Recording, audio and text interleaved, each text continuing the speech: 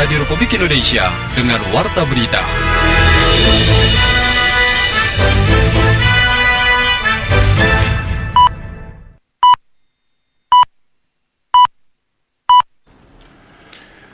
Tanda waktu tepat pukul 6 waktu Indonesia Barat.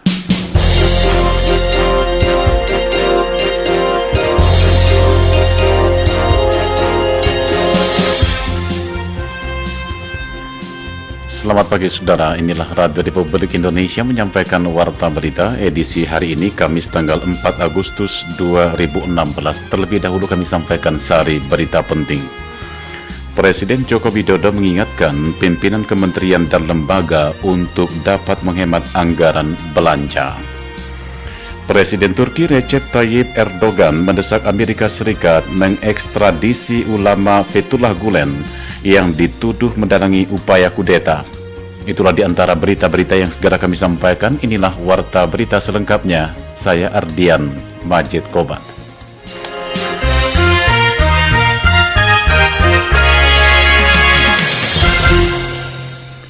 Kami mulai dengan berita yang pertama. Saudara, Presiden Joko Widodo mengingatkan pimpinan kementerian dan lembaga untuk dapat menghemat anggaran belanja. Dalam Anggaran Pendapatan dan Belanja Negara Perubahan APBNP tahun 2016, anggaran belanja pemerintah telah dipangkas sebesar 65 triliun rupiah. Laporan selengkapnya disampaikan reporter Syarif Hasan Salampesi.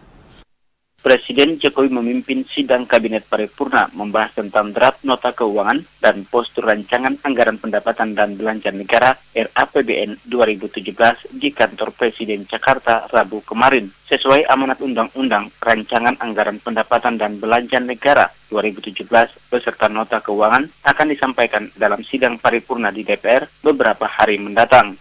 Dalam pengantarnya, setidaknya terdapat 5 hal yang ditekankan oleh Presiden Jokowi kepada para menterinya. Satu di antaranya, Jokowi menginstruksikan pimpinan kementerian lembaga untuk disiplin dalam melaksanakan penghematan anggaran belanja. Jokowi meminta setiap pimpinan kementerian lembaga mengecek anggaran belanja secara detail satu demi satu. Dengan begitu, penghematan anggaran dilakukan dengan tepat. Selain itu, Jokowi juga meminta penghematan anggaran belanja dilakukan hingga ke tingkat satuan 3. Kita memang harus melakukan efisiensi pada program-program non-prioritas nasional.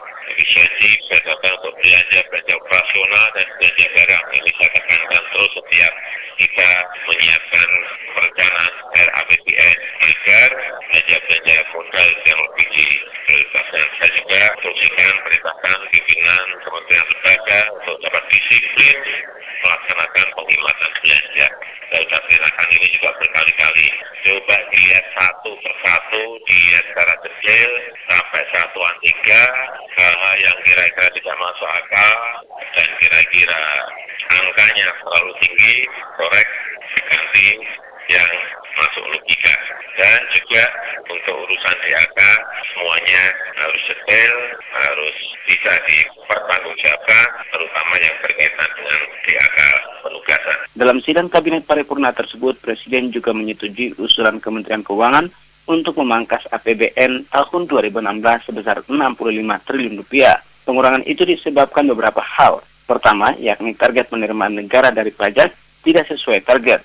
Kedua, harga komoditas ekspor tanah air beberapa waktu terakhir mengalami tekanan. Menteri Keuangan Sri Mulyani menjelaskan pengurangan anggaran itu ditujukan bagi aktivitas yang dianggap tidak menunjang program prioritas, misalnya perjalanan dinas hingga pembangunan gedung. Selain itu, pemerintah juga sepakat mengurangi anggaran transfer ke daerah sebesar 68,8 triliun rupiah. Oleh karena itu, dalam 1 hingga 2 hari ke depan, pihaknya akan berkoordinasi dengan Menteri Koordinator Ekonomi dan Bappenas untuk menyisir mana saja nomenklatur anggaran yang dikurangi. Meski demikian, Sri Mulyani memastikan pengurangan anggaran itu tidak akan berdampak bagi penurunan komitmen pemerintah terhadap program-program prioritas. Berkas perkara mantan Kasat Narkoba Polres Belawan AKP Ikhwan Lubis tersangka kasus suap miliaran rupiah dari bandar narkoba resmi dilimpahkan penyidik Badan Narkotika Nasional BNN ke penuntutan pidana umum di Kejaksaan Negeri Medan. Laporan ini disampaikan reporter Rahmi Siregar. Berkas dan tersangka kasus suap miliaran rupiah dari Bandar Narkoba AKP Ihwan Lubis mantan Kasat Narkoba Polres Belawan kemarin telah dilimpahkan penyidik Badan Narkotika Nasional BNN ke penuntut pidana umum Kejari Medan. Hal itu disampaikan Kepala Seksi Pidana Umum Taufik kepada wartawan di kantor Kejari Medan saat dikonfirmasi terkait penanganan kasus suap dari Bandar Narkoba yang melibatkan mantan Kasat Narkoba Polres Belawan Ihwan Lubis. Taufik mengatakan pelimpahan berkas dan tersangka Ihwan Lubis dari penyidik BNN kepada penuntut umum Kejari Medan berlangsung kemarin sekitar pukul 10:30 waktu Indonesia Barat. Menurut Kasipidum Kejari Medan itu, tersangka Ihwan Lubis diantar langsung oleh penyidik BNN dan tim penuntut dari Kejaksaan Agung. Tersangka mantan Kasat Reserse Narkoba Pelabuhan Belawan itu dikenakan pasal 137 Undang-Undang Narkoba dan pasal 5 Undang-Undang TPPU.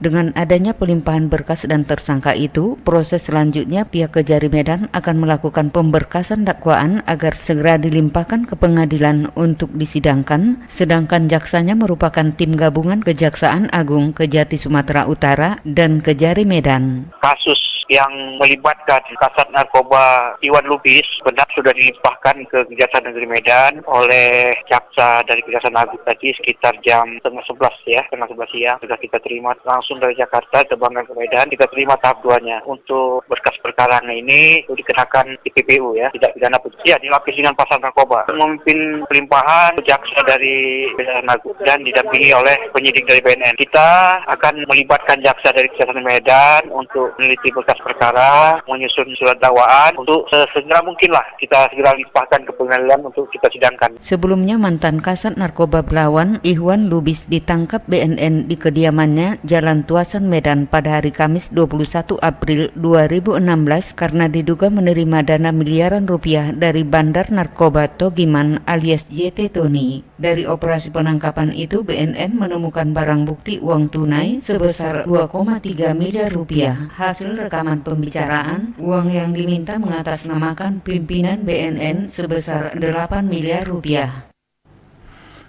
Kementerian Dalam Negeri akan melahirkan undang-undang tentang pembinaan serta pengawasan terhadap kepala daerah karena dianggap saat ini banyak kepala daerah yang terjerat kasus korupsi. Selengkapnya dilaporkan reporter Munjir Permana. Kepala daerah di Indonesia saat ini terjerat dengan berbagai kasus tindak pidana korupsi. Komisi Pemberantasan Korupsi KPK menciduk satu persatu kepala daerah yang terlibat kasus suap dan berbagai tindak pidana korupsi lainnya. Menanggapi hal tersebut, Kementerian Dalam Negeri melakukan pengawasan serta pembinaan terhadap kepala daerah sehingga pencegahan dini terhadap praktek korupsi bisa dilakukan. Irjen Kementerian Dalam Negeri Tarmizi Akarim kepada wartawan saat menghadiri rapat koordinasi program pemberantasan korupsi yang digelar oleh KPK di Banda Aceh mengatakan banyaknya kepala daerah yang terjerat kasus korupsi di tanah air menjadi perhatian pihaknya dalam melakukan upaya pembinaan. Menurut Tarmizi, yang terpenting saat ini harus melahirkan dari turunan Undang-Undang Nomor 23 tentang Pemerintah Daerah agar terciptanya kepemimpinan yang baik serta berkualitas, sehingga ia menganggap penting untuk dilahirkan PP tentang pembinaan dan pengawasan terhadap kepala daerah. Dikatakannya Kementerian Dalam Negeri akan melakukan koordinasi dengan Kemenpan RB untuk melahirkan undang-undang tentang pembinaan dan pengawasan terhadap kepala daerah. Dan ia menegaskan jika kepala daerah tidak menjalankan tugasnya sesuai dengan amanah yang diemban, maka akan diberi sanksi tegas. Ya bagus, tadi juga Bupati mengangkat isu itu bagaimana pembinaan dari ini. Inilah yang dilakukan yang paling esensial sekarang ini adalah melahirkan dari turunan Undang-Undang 23 tentang pemerintahan daerah dan hubungan pusat dengan daerah supaya ini bisa terjadi pembinaan bagus adalah dilahirkanlah PP Pembinaan dan Pengawasan. Jadi kita dan Menpan akan melahirkan peraturan pemerintah untuk pembinaan dan pengawasan ini sehingga tahu jelas siapa yang melakukan apa, siapa yang bertanggung jawab apa, dan ada sanksi-sanksi kalau tidak bisa melaksanakan undang-undang daripada 23 itu. Hubungan pusat dengan daerah, kewenangan-kewenangan yang diberikan harus dijalankan dengan baik. Sementara itu, Wakil Ketua KPK Laude M. Syarif meminta para pimpinan daerah dan penyelenggara negara di lingkungan pemerintah untuk bersama-sama berupaya meningkatkan komitmen anti korupsi sehingga tata kelola pemerintah bisa berjalan dengan bersih, transparan, dan akurat. akuntabel. Salah satu yang menjadi fokus KPK untuk memberikan perhatian khusus terhadap pencegahan korupsi adalah di Provinsi Aceh. KPK juga fokus memberantas praktek korupsi dalam skala kecil, seperti pada pelayanan masyarakat, karena menurut instruksi dari Presiden Joko Widodo, Indonesia harus dibangun dari pinggiran. Salah satunya peran KPK untuk mencegah praktek korupsi demi kemajuan pembangunan bangsa. Laude berharap agar pemerintah daerah dapat mendukung kinerja pengawasan KPK untuk mengawal serta melakukan upaya pembinaan dan pencegahan korupsi. Anda sedang mengikuti Warta Berita RRI. Kita beralih ke berita lainnya. Saudara, Wahana Lingkungan Hidup Walhi Riau melakukan aksi mengecam kebijakan Polda Riau yang menghentikan kasus atau SP3 penyidikan 11 perusahaan pembakar lahan. Laporan selengkapnya disampaikan reporter Tongkulem Siregar. Wahana Lingkungan Hidup Walhi Riau mengecam Polda Riau dengan melakukan aksi diam menggunakan payung hitam bertuliskan cabut SP3 di depan Tugu Japin Pekanbaru terhadap kebijakan yang menghentikan kasus atau SP3 penyelidikan 11 perusahaan pembakar lahan tahun 2015. Staf Walhi Riau Pandi mengaku aksi tersebut merupakan aksi lanjutan terhadap penerbitan surat perintah penghentian penyidikan SP3 terhadap 15 perusahaan yang terduga melakukan pembakaran hutan dan lahan. Perangkat aksi menggunakan payung hitam disebutkan merupakan simbol duka bahwa hingga kini Kapolda Riau Brigadir Jenderal Polisi Supriyanto belum juga mencabut SP3 tersebut. Aksi tersebut tidak berhenti dan akan terus dilakukan aksi lanjutan sampai Polda Riau membuka kembali penyidikan kasus tersebut. Kita cukup aksi diam saja. Jadi kita berdiri di sini sama kawan-kawan, kita bawa perangkat aksinya yang bertuliskan cabut atau tolak SP3. Jadi maksudnya di sini karena selama ini sudah berapa kali kawan-kawan menyuarakan, terus juga sudah banyak sekali pemerintah kita datang ke sini buat meninjau, tapi belum ada kemajuan dari sikap Polda di sini. Aktivis dari lembaga penggiat lingkungan seperti Jaringan Kerja Penyelamat Hutan Riau Jikalahari dan beberapa organisasi massa lainnya selama ini telah mendesak Kepala Kepolisian Republik Indonesia Jenderal Polisi Tito Karnavian mengevaluasi kinerja Polda Riau terkait penegakan hukum kebakaran lahan 18 perusahaan yang diduga membakar lahan pada tahun 2015 lalu. International Trade Center ITC mengajak kaum perempuan Indonesia untuk mengambil peran dalam program She Trades, memberikan kontribusi di sektor ekonomi. Program yang lahir pada tahun lalu itu memberikan kesempatan bagi kaum perempuan dari kalangan apapun yang memiliki kemampuan untuk menjadi pebisnis ataupun wirausaha. Selengkapnya dilaporkan reporter Retno Mandasari. International Trade Center ITC mengajak kaum perempuan Indonesia untuk berperan dalam implementasi program She Trades yang lahir sejak tahun 2015. Ditemui di Jakarta Rabu 3 Agustus, Direktur Eksekutif ITC, Aranka Gonzalez mengatakan bergabungnya kaum perempuan di dalam program She Trades menjadi solusi dari fenomena ekstrimnya kemiskinan yang terjadi di dunia saat ini. Lebih lanjut, Aranka Gonzalez menambahkan, untuk mendapatkan dukungan yang lebih besar, bahkan pihaknya berencana melakukan peluncuran secara resmi dengan melibatkan pemerintah, swasta, serta kelompok masyarakat potensial Oktober mendatang. Ketiga pihak tersebut dinilai memiliki peluang besar untuk mendukung terciptanya penguatan kaum perempuan di Indonesia yang diwujudkan dengan berkomitmen melibatkan perempuan lebih banyak di sektor ekonomi. Sementara selama berada di Jakarta, Aranka Gonzalez juga menjadi pembicara dalam pertemuan mengenai perekonomian negara-negara Islam World Islamic Economic Forum WIF pada 2 Agustus. Karena dengan melibatkan lebih banyak perempuan di sektor ekonomi akan menjadikan perekonomian yang lebih kuat, pertumbuhan ekonomi negara juga lebih baik. Karena ketika kita memberikan upah yang tinggi kepada seorang perempuan, cara mereka memanfaatkannya adalah cara tercepat untuk mengakhiri kemiskinan. Aranka Gonzalez mengatakan pihaknya optimis target menghubungkan 1 juta pengusaha perempuan ke pasar perdagangan internasional pada tahun 2020 dapat tercapai. Menurutnya hal itu mengacu pada komitmen yang telah disepakati oleh para pemimpin dunia dengan menandatangani UN Global Goal, yaitu membasmi kemiskinan pada tahun 2030. Salah satu langkah yang diambil adalah dengan meningkatkan kualitas dan memberdayakan kaum perempuan. Tim Komisi 9 DPR RI melakukan kunjungan kerja ke Sorong dan Raja Ampat terkait pengawasan ketenagakerjaan. Selengkapnya dilaporkan reporter Yudi Brasko dari Sorong.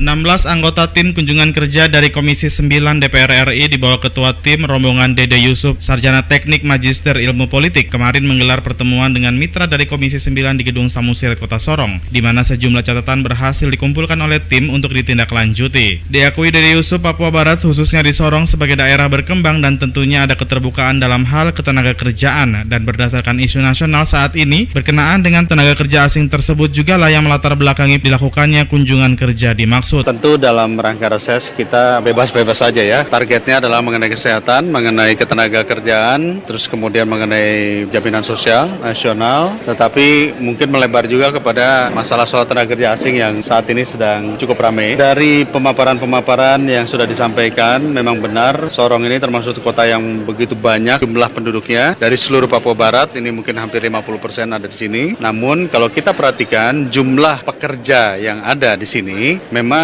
jumlah pekerjanya tidak mencapai 10%, artinya daripada wilayah lowongan kerja yang ada di wilayah Sorong. Artinya apa? Artinya mungkin sektor-sektor yang ada di sini belum semuanya bisa menyerap tenaga kerja, lapangan kerja. Oleh karena itu tentu kami akan melihat apakah faktor ini adalah faktor kompetensi yang tidak ada itu tadi. Sementara kalau kita perhatikan saat ini industri-industri tadi kan sudah mulai masuk, dan terakhir ada aktivis yang mengatakan bahwa banyak masalah-masalah ketenagakerjaan yang belum terselesaikan dengan baik. Dan kalau saya catat tadi bahwa jumlah pengawas ketenagakerjaan hanya 14 orang se-Papua. Tentu ini akan sulit sekali melakukan fungsi pengawasan baik pada perusahaan maupun pada pekerja. Tim kunjungan kerja Komisi 9 DPR RI selain berkunjung ke Sorong, juga dijadwalkan mengunjungi Raja Ampat untuk melihat secara dekat pelayanan yang dilakukan oleh mitra kerja Komisi 9 DPR RI.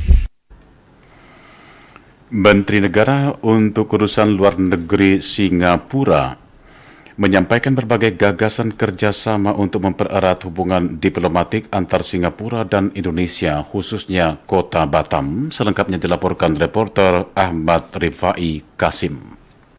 Menteri Luar Negeri Singapura Muhammad Maliki Usman berkunjung ke Batam Rabu 3 Agustus 2016. Kunjungan kerja tersebut diterima Wali Kota Batam Muhammad Rudi di ruang kerja Wali Kota Batam. Dalam kunjungannya, Menteri Negara untuk Luar Negeri Singapura menyampaikan berbagai gagasan untuk mempererat hubungan diplomatik antara Singapura dan Indonesia, khususnya Kota Batam, di mana berbagai kerjasama yang digagas antara lain pariwisata dan kawasan ekonomi khusus di Batam. Dalam paparannya, Menteri Negara untuk Luar Negeri Singapura tersebut menyebutkan Batam merupakan daerah yang sangat dekat dengan Singapura, di mana tercatat dalam 1 tahun kunjungan warga Singapura ke Batam mencapai 1 juta orang. Selain itu, investasi terbesar Singapura berada di Kota Batam. Ada banyak sekali pengunjung dari Singapura ke Batam. Pariwisata merupakan penarik perhatian terbaik di Batam. Kami memiliki banyak investor dari Singapura. Kami pikir Singapura merupakan salah satu investor teratas, di mana 65% investasi di Batam datang dari Singapura. Jadi, banyak potensi untuk melanjutkan kerjasama. Menteri Negara Singapura juga mempertanyakan perbedaan free trade zone dan kawasan ekonomi khusus yang diterapkan di Batam. Menurutnya masih banyak pelaku usaha Singapura yang berinvestasi di Batam Provinsi Kepulauan Riau kebingungan dengan regulasi tersebut. Selain itu, ia juga berjanji akan membuka peluang yang lebih luas untuk kerjasama di segala bidang. Dengan demikian, diharapkan dapat bermanfaat lebih baik untuk Batam maupun Singapura. Di tempat yang sama, Wali Kota Batam Muhammad Rudi menyambut baik kedatangan Menteri Senior Singapura tersebut. Menurutnya, ini merupakan momentum yang bagus untuk mencari peluang dan menarik investasi lebih banyak di Batam. Sementara terkait perubahan FTZ menjadi KEK, menurut Rudi masih dibahas di pemerintah pusat dan saat ini masih berlaku FTZ untuk pengembangan investasi di Batam. Kekurangan tenaga guru di Provinsi Gorontalo lebih disebabkan karena penyebarannya yang tidak merata. Laporan ini disampaikan Abdun Supu. Gubernur Gorontalo Rusli Habibi menegaskan penyebaran guru di Provinsi Gorontalo harus jelas dan jangan hanya terfokus di pusat-pusat kota. Hal ini untuk menghindari keluhan kurangnya guru di suatu wilayah, sementara di wilayah lain kelebihan guru. Kepada RRI, Rusli Habibi juga berupaya menghindari terjadinya alih fungsi guru. Dan saya juga akan menghindari alih fungsi guru yang menjadi pegawai struktural. Biarkan saya mereka di fungsional. Ini yang bikin celaka. Selalu guru-guru berkekurangan itu selalu begitu. Karena waktu dia menjadi CPNS itu dia mengambil jalur guru. Tapi begitu sudah 100% dia pindah ke kantor camat, pindah ke kantor bupati. Nah ini fungsi guru itu harus kita kembalikan lagi ke guru. Guru di Provinsi Gorontalo minimal berpendidikan S1. Mulai tahun depan, tanggung jawab terhadap guru SMA dan SMK akan beralih ke pemerintah provinsi. Sekitar 2.800 guru yang tersebar di kabupaten dan kota ini menjadi tanggung jawab pemerintah provinsi. Saatnya disampaikan berita dari mancanegara dan kabar dari dunia olahraga. Saudara, dari luar negeri diberitakan Presiden Turki Recep Tayyip Erdogan mendesak Amerika Serikat mengekstradisi ulama Fethullah Gulen yang dituduh mendalangi upaya kudeta tanggal 15 Juli lalu. Dalam wawancara dengan stasiun TV Televisa, Erdogan mengatakan bahwa otoritas Amerika Serikat telah meminta dokumen untuk ekstradisi Fethullah Gulen yang dinilainya sebagai hambatan besar dalam upaya pemerintahannya dalam memerangi terorisme. Otoritas Turki melalui Menteri Kehakiman Bekir Bozdağ telah mengirimkan paket dokumen baru ke otoritas Amerika Serikat untuk ekstradisi Fethullah Gulen. Sedangkan sebelumnya Menteri Luar Negeri Amerika Serikat John Kerry mengatakan bahwa Turki harus menunjukkan bukti autentik dan bukan tuduhan semata terhadap Fethullah Gulen untuk ekstradisinya. Fethullah Gulen tinggal di Pennsylvania, Amerika Serikat sejak tahun 1999 dan membantah terlibat dalam upaya kudeta tanggal 15 Juli lalu. Sementara itu, polisi Turki hari Rabu menggerebek kantor Dewan Penelitian Ilmiah Nasional saat pihak berwajib memperluas penyidikan terhadap pengikut Fethullah Gulen. Stasiun penyiaran NTV melaporkan bahwa polisi menggerebek kantor Dewan Penelitian Ilmiah dan Teknologi Turki, TÜBİTAK, dan menahan banyak orang. TÜBİTAK mendanai proyek penelitian ilmiah dan universitas dan sektor swasta serta mempekerjakan lebih dari 1.500 peneliti.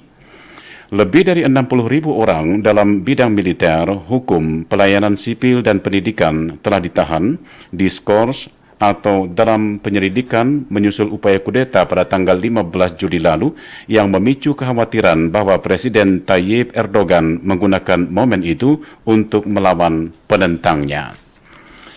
Dari dunia olahraga, tim nasional Kanada memetik kemenangan atas Australia sekaligus memimpin klasemen sementara cabang sepak bola putri Olimpiade Brazil 2016. Terangkum dalam Spektra Olahraga pagi ini disampaikan reporter Iwan Bagus Irawan.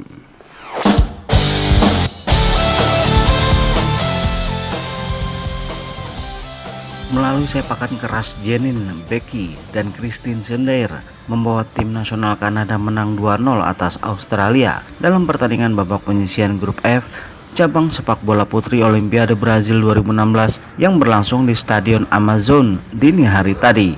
Baru wasit meniup tanda babak pertama dimulai, Kanada langsung menyerang dan sepakan keras Jenin mampu mencetak 1 gol di menit pertama. Unggul 1 gol untuk Kanada hingga turun minum. Namun pada menit ke-19 permainan keras Kanada membuat wasit mengeluarkan 1 kartu merah untuk pemain Kanada Selina. Memasuki babak kedua, tim nasional Kanada kendati kehilangan 1 pemainnya tidak membuat gentar, malahan mampu menambah gol kedua untuk Kanada melalui Christine di menit 78. Kemenangan itu membuat Kanada memimpin klasemen sementara grup F dengan nilai 3 dari sekali pertandingan. Hasil lainnya saat berita ini diturunkan, tim nasional putri Jerman mampu memetik kemenangan 2-1 untuk Zimbabwe. Hasil lainnya di grup G, tim nasional Amerika Serikat untuk sementara menang 1-0 atas Selandia Baru dan Prancis akan berhadapan dengan Kolombia. Di grup E, Swedia unggul 1-0 atas Afrika Selatan dan tuan rumah Brazil memetik kemenangan sempurna 3-0 atas China. Sementara itu, berita kurang mengembirakan dikabarkan pelompat jauh Marial Natalia Londa mengalami demam. Pelatih Ketut Pageh mengatakan butuh waktu 2 hari untuk Londa recovery menjelang pembukaan Olimpiade pada 5 Agustus mendatang. Kondisi kesehatan Maria mulai memburuk sejak latihan kemarin. Iwan Bagus Irawan melaporkan.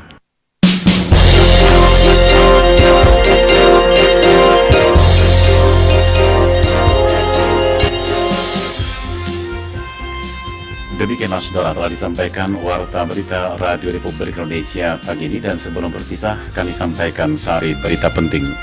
Presiden Joko Widodo mengingatkan pimpinan kementerian dan lembaga untuk dapat menghemat anggaran belanja. Presiden Turki Recep Tayyip Erdogan mendesak Amerika Serikat mengekstradisi ulama Fethullah Gulen yang dituduh mendalangi upaya kudeta.